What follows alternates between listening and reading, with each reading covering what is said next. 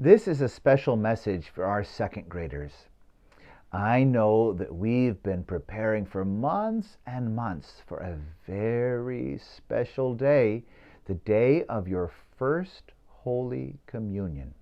And I know now, with being at home and away from school and things, it's a little bit difficult to know exactly what's going to happen. But I want you to understand that the day will come, even if it's not on the exact day that we've been planning, we don't know yet, but the day will come for your first Holy Communion. So I don't want you to be disappointed if it's delayed. I want you to know that Jesus loves you very, very much. And he wants to give his love to you in the Holy Eucharist. So now, you have been longing for Jesus' love. You've been preparing yourself for that encounter. So what I'd like you to do is think about this. Everybody from the third grade up and all the adults who are used to receiving Holy Communion, they're not able to receive Holy Communion right now either. So they're in the same place you are. So I want you to think about the pain that everybody is feeling right now at not being able to receive Holy Communion. And let our longing for that grow in our hearts, that we are so much more excited, so much more joyful, so much more grateful when the day of your first Holy Communion does arrive. In the meantime, you know that what we had you do is one of the most important steps.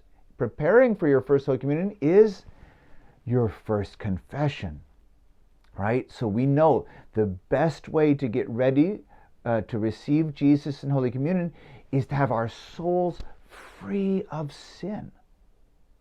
So I want you to focus on that right now. How can you live free of sin? Because, everybody's very stressed out, everybody's routine is off, and we're all in close quarters at home. It's easy to be a nuisance to one another.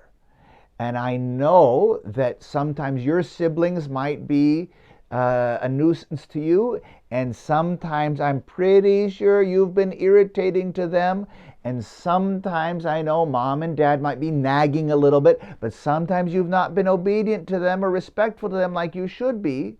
So let's use this time as we're waiting and longing for Jesus in Holy Communion to make sure we're preparing our souls by growing in holiness, growing in virtue, and saying no to sin. When you're tempted to talk back to mom or dad, don't do it. When you're tempted to be lazy and not do your work instead.